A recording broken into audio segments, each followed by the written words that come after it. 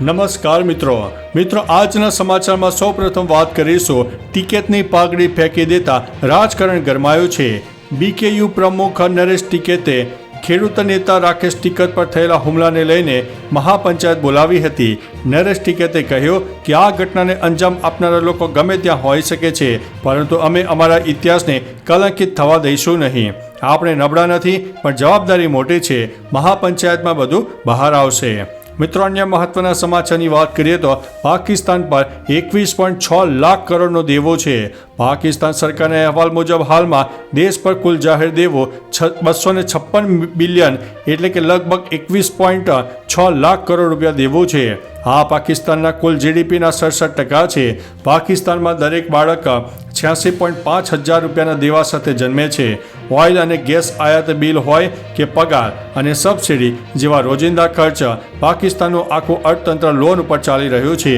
પાકિસ્તાને અન્ય દેશો, આંતરરાષ્ટ્રીય બેન્કો અથવા તો IMF જેવા સંગઠનો પાસેથી ઉધાર રૂપિયા લીધા છે। મિત્રો, અન્ય મહત્વના સમાચારની વાત કરીએ તો જો ભારત સિંધુ નદીને રોકવાનો પ્રયાસ કરશે તો પાકિસ્તાન હુમલો કરશે। પાકિસ્તાનના સંરક્ષણ પ્રધાન ખ્વાજા આસિફે ધમકી આપી છે કે જો ભારત પાકિસ્તાનના પાણીને રોકવા અથવા તો દિશા બદલવા માટે કોઈ માળખું કે બાંધકામ બનાવશે તો પાકિસ્તાન હુમલો કરશે। સિંધુ જળ સંધિનું ઉલ્લંઘન કરવું સરળ નથી, તે પાકિસ્તાન સામે યુદ્ધની ઘોષણા સમાન રહેશે। કોઈ પણ હુમલો ફક્ત તોપના ગોળા કે બંદૂકો ચલાવવા પૂરતો મર્યાદિત નથી હોતો, તેના ઘણા સ્વરૂપો હોય છે। આ તેમાંથી એક છે। મિત્રો, અન્ય મહત્વના સમાચારની વાત કરીએ તો પહેલા દિવસે 30,000થી વધુ લોકોએ બાબા કેદારનાથના દર્શન કર્યા। કેદારનાથના દર્શન કરવા માટે ભક્તોમાં ભારે ઉત્સાહ છે। 2 મેના રોજ કેદારનાથ ધામના કપાટ ખુલવાથી ઉત્સાહ વધી ગયો છે। દરમિયાન ખુલ્યા બાદ તે સમયે 15,000થી વધુ યાત્રાળુઓએ મંદિરમાં હાજર હતા। 2 મેના રોજ સાંજે 7 વાગ્યા સુધી કંટ્રોલ રૂમ રુદ્રપ્રયાગે જાહેર કરેલા આંકડા અનુસાર કુલ 30,154 ભક્તોએ બાબાના દર્શન કર્યા છે, જેમાં પુરુષોમાં 19,196, મહિલાઓમાં 10,597 અને 361 બાળકોનો સમાવેશ થાય છે। મિત્રો, અન્ય મહત્વના સમાચારની વાત કરીએ તો હવે શું ન્યાય મળશે કે નહીં મળે, કશું હવે નક્કી લાગતું નથી। વડોદરા મહાનગરપાલિકાના વિકાસના કાર્યોના લોકાર્પણના સમયે હરણી બોટ કાંડ મામલે મહિલાએ સીએમને રજૂઆત કરી હતી, જેને સીએમએ સ્પેશિયલ એજન્ડા ગણાવીને તેમની સાથે મુલાકાત કરવા કહેલું। સીએમના પ્રોટોકોલનો ભંગ કરનાર મહિલાએ મીડિયા સમક્ષ પોતાની વેદના ઠાલવી। 1 વર્ષ કરતાં વધારે સમય થવા છતાં પીડિતાને ન્યાય ન મળવાનો મહિલાએ આક્ષેપ કર્યો છે। મહિલાએ કહ્યું છે કે સીએમને મળવા છતાં અમને ન્યાય મળશે તેવું લાગતું નથી। મિત્રો, અન્ય મહત્વના સમાચાર ઉપર નજર નાખીએ તો 50,000 પશુપાલકોને મળશે ફાયદો। રાજકોટ જિલ્લા સહકારી દૂધ ઉત્પાદક સંઘે રાજકોટ જિલ્લાના 50,000 પશુપાલકોને મોટી ભેટ આપી છે। સંઘે દૂધના ભાવમાં વધારો કરતા હવે પશુપાલકોને ફાયદો થશે, જેમાં દૂધના ખરીદ ભાવમાં કિલો ફેટે દીઠ 10 રૂપિયાનો વધારો કરાયો છે। પહેલા કિલો ફેટનો ભાવ 800 રૂપિયા હતો, જેમાં હવે 10 રૂપિયાનો વધારો થતાં આજથી 810નો ભાવ મળશે। રાજકોટ જિલ્લાના 50,000 પશુપાલકોને ફાયદો થશે। મિત્રો, અન્ય મહત્વના સમાચારની વાત કરીએ તો નીટ યુજી પરીક્ષા કાલે, જૂતા ઉપર પ્રતિબંધ। એટલે કે મિત્રો, નીટ યુજી પરીક્ષા આજે રવિવારે યોજાશે। વિદ્યાર્થીઓને પેન સાથે લાવવાની જરૂર નથી, કેન્દ્ર ઉપર પેન મળશે। ટ્રાઉઝર અથવા તો સાદા પેન્ટ સાથે હાફ ટી શર્ટ અને ટી શર્ટ પહેરો। ડ્રેસમાં ધાતુના બટનો ન હોવા જોઈએ। સ્ત્રીઓ હાફ સ્લીવ કુર્તી અથવા તો ટોપ પહેરી શકે છે, જૂતા પહેરશો નહીં। તમે ચપ્પલ અથવા તો સેન્ડલ પહેરી શકો છો। સનગ્લાસ, કાંડા ઘડિયાળ, ટોપી, વાળના બેન્ડ, તાવીજ, સ્કાર્ફ, વીંટી, બ્રેસલેટ, ગળાનો હાર અથવા તો બેલ્ટ લાવશો નહીં। મિત્રો, અન્ય મહત્વના સમાચારની વાત કરીએ તો સુમુલ ડેરીનો ખેડૂતોના હિતમાં સારો નિર્ણય। સુરત અને તાપી જિલ્લાના પશુપાલકો માટે સારા સમાચાર છે। રાજ્યમાં રાજકોટ બાદ હવે સુરત અને તાપી જિલ્લાના પશુપાલકો હિતમાં સુમુલ ડેરીએ ફેટના ભાવમાં વધારો કર્યો છે। કિલો ફેટે 20 રૂપિયાનો વધારો કરાયો છે। ભેંસના દૂધના ભાવ કિલો ફેટે 850થી વધારીને 870 કરાયો છે। ગાયના દૂધનો ભાવ કિલો ફેટે 810થી વધારીને 830 રૂપિયા કરવામાં આવ્યા છે। ફેટના ભાવમાં વધારો થતાં ખેડૂતોમાં ખુશીનો માહોલ છે। મિત્રો, અન્ય મહત્વના સમાચારની વાત કરીએ તો પાકિસ્તાનમાંથી આયાત નિકાસ ઉપર સંપૂર્ણ બંધ। ભારતે પાકિસ્તાન સામે સૌથી મોટી કાર્યવાહી કરી છે. ભારતે પાકિસ્તાન સાથેની તમામ પ્રકારની આયાત નિકાસ ઉપર પ્રતિબંધ મૂક્યો છે. મોંઘવારી અને આર્થિક સંકટ સામે ઝઝૂમી રહેલા પાકિસ્તાનને મોટો ફટકો લાગ્યો છે. પાકિસ્તાનમાં ભારતથી આયાત કરવામાં આવે ત્યારે વસ્તુઓ સસ્તી થઈ જાય છે, જ્યારે અન્ય દેશમાંથી આયાત કરવામાં આવે ત્યારે કિંમત વધી જાય છે. 2024-25માં પાકિસ્તાને ભારતમાંથી $47.6 મિલિયન અને 2023-24માં તેણે $1.1 અબજ માલ આયાત કરેલો. મિત્રો, અન્ય મહત્વના સમાચારની વાત કરીએ તો ફાયરના હાઇડ્રોલિક પ્લેટફોર્મને ઉંદરે કોતરી કાઢતા મોટા ખર્ચનું ભારણ. વડોદરા ફાયર બ્રિગેડ પાસે ઊંચાઈ પર આગ અકસ્માત વેળાએ ઊંચાઈ પર રેસ્ક્યુ સહિતની કામગીરી માટે ઉપયોગી એવા 44 મીટરના હાઇડ્રોલિક એલિવેટેડ પ્લેટફોર્મ મશીનની અવદશા સામે આવી છે.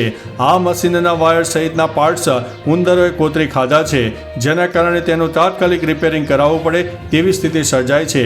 આ પાછળ 45 લાખથી વધુનો ખર્ચ થવાનું અનુમાન છે. મિત્રો, અન્ય મહત્વના સમાચારની વાત કરીએ તો પાકિસ્તાનમાં આટલી વસ્તુ થાય છે નિકાસ. ભારતમાંથી પાકિસ્તાનમાં દવાઓ, પેટ્રોલિયમ, પ્લાસ્ટિક, રબર, રસાયણો, રંગો, શાકભાજી, મસાલા, ચા, કોફી, અનાજ માટેનો કાચો માલ નિકાસ થાય છે. ભારતે 2018માં જ પાકિસ્તાન સાથે સીધો વેપાર બંધ કર્યો હતો, પરંતુ પાકિસ્તાને તૃતીય પક્ષ દેશો એટલે કે UAE અને સિંગાપોર દ્વારા ભારતમાંથી માલની આયાત કરવાનું ચાલુ રાખ્યું. આ વેપાર 2018માં $3 અબજ હતો, જે 2024માં ઘટીને $1.2 અબજ થઈ ગયો હતો. ગમે તેમ કરીને હવે આ વેપાર બંધ થયો છે. મિત્રો, અન્ય મહત્વના સમાચારની વાત કરીએ તો નર્મદા પરિક્રમાને મળ્યો રાષ્ટ્રીય સ્તરે સન્માન. ગુજરાત, મધ્યપ્રદેશ અને મહારાષ્ટ્રમાં વહેતી નર્મદા નદીની પરિક્રમાને રાષ્ટ્રીય સ્તરે સન્માન મળ્યું છે. યુનેસ્કોની નોડલ એજન્સીએ અમૂર્ત સાંસ્કૃતિક વારસાની યાદીમાં આ પરિક્રમાનો સમાવેશ કર્યો હતો. હવે આગામી સમયમાં નર્મદા પરિક્રમા યુનેસ્કોની આંતરરાષ્ટ્રીય યાદીમાં પણ સ્થાન મેળવી શકે છે. અમૂર્ત સાંસ્કૃતિક વારસામાં પરંપરાઓ, પ્રથાઓ, જ્ઞાન અને કુશળતાનો સમાવેશ થાય છે. મિત્રો, અન્ય મહત્વના સમાચારની વાત કરીએ તો વિદ્યાર્થીઓ પર મધમાખીના ઝુંડનો હુમલો. ભવનાથ તળેટીમાં પહાડ ચઢાણની તાલીમ લઈ રહેલા વિદ્યાર્થીઓ પર મધમાખીનું ઝુંડ તૂટી પડ્યું. તાલીમ લેતા વિદ્યાર્થીઓ પર મધમાખીના હુમલાથી ઘાયલ થયેલા 15થી વધુ વિદ્યાર્થીઓને હોસ્પિટલમાં દાખલ કરવાની ફરજ પડી છે. ખાસ કે ગુજરાતભરના વિદ્યાર્થી ભાઈ બહેનો ખડક ચઢાણની તાલીમ જૂનાગઢ ખાતે લેતા હોય છે. હુમલા સમયે અંદાજે 50થી વધુ વિદ્યાર્થી સ્થળ ઉપર હાજર હોવાની માહિતી સામે આવી છે. મિત્રો, અન્ય મહત્વના સમાચારની વાત કરીએ તો CR પાટીલનો મહત્વનો નિર્ણય. સુરત ખાતે યોજાયેલા ગ્લોબલ ઇન્વેસ્ટર કોન્ફરન્સમાં કેન્દ્રીય મંત્રી CR પાટીલે પહેલગામ હુમલાને લઈને મહત્વનો નિર્ણય કર્યો. હુમલાનો બદલો નહીં લેવામાં આવે ત્યાં સુધી તેઓ કોઈપણ કાર્યક્રમમાં સન્માનમાં આપવામાં આવતી કોઈપણ વસ્તુ કે ગિફ્ટનો સ્વીકાર નહીં કરે. તેમણે પહેલગામ હુમલાને લઈને સ્ટેજ ઉપર આપવામાં આવતી મોમેન્ટો નહીં સ્વીકારવાનો અડગ નિર્ણય કર્યો છે. પાર્ટીના નિર્ણયથી લાગે છે કે ભારત હવે તાજેતરમાં જ બદલો ચોક્કસથી લેશે. મિત્રો, અન્ય મહત્વના સમાચારની વાત કરીએ તો હિન્દુ કાર્યકર્તા સુહાસ શેટ્ટીની હત્યા કેસમાં પોલીસે 8 લોકોની ધરપકડ કરી છે. કર્ણાટક પોલીસે હિન્દુ કાર્યકર્તા સુહાસ શેટ્ટીની હત્યાના સંદર્ભમાં 8 લોકોની ધરપકડ કરી છે. પોલીસના જણાવ્યા અનુસાર ધરપકડ કરેલા તમામ આરોપીઓ સફવાન ગેંગ સાથે સંકળાયેલા છે.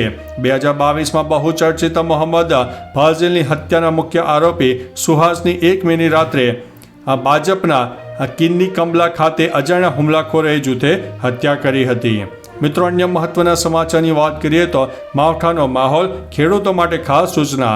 રાજ્યમાં ખરા ઉનાળાના તડકા વચ્ચે માવઠાની આગાહી કરવામાં આવી છે, જેમાં ખેડૂતોને ગોંડલ માર્કેટ યાર્ડ તરફથી ખાસ સૂચના આપવામાં આવી છે. ખેડૂતોને જરૂર પૂરતો માલ ઢાંકીને વેચવા માટે લાવવો, તેમજ માવઠાની આગાહી હોવાથી ખેડૂતોએ લાલ ડુંગળી અને સફેદ ડુંગળીની આવક જરૂરિયાત મુજબ કરવી. યાર્ડમાં ખુલ્લામાં પડેલી જણસીઓને છાપરામાં મૂકવા વેપારીઓને સૂચના અપાઈ છે. ખેડૂતોએ પોતાનો માલ ઢાંકીને લાવવા અપીલ કરી છે. મિત્રો, અન્ય મહત્વના સમાચારની વાત કરીએ તો પાકિસ્તાનને વધુ એક ઝટકો. ટપાલ અને પાર્સલ સેવાઓ પર પ્રતિબંધ. ભારતે પાકિસ્તાનને વધુ એક મોટો ઝટકો આપ્યો છે. ભારતે પાકિસ્તાનથી આવતી તમામ પ્રકારની પોસ્ટલ અને પાર્સલ સેવાઓ તાત્કાલિક અસરથી સ્થગિત કરી છે. આ નિર્ણય હવાઈ અને જમીન બંને માર્ગો પર લાગુ પડશે. અગાઉ ભારતે તમામ પ્રકારની આયાત અને ભારતીય બંદરોમાં પાકિસ્તાની ધ્વજવાળા જહાજોના પ્રવેશ ઉપર પ્રતિબંધ મૂક્યો છે. તો ચાલો મિત્રો, ફરીથી દેશ અને દુનિયાના સુપરફાસ્ટ સમાચાર લઈને મળતા રહીશો. ત્યાં સુધી અમને રજા આપશો. નમસ્તે.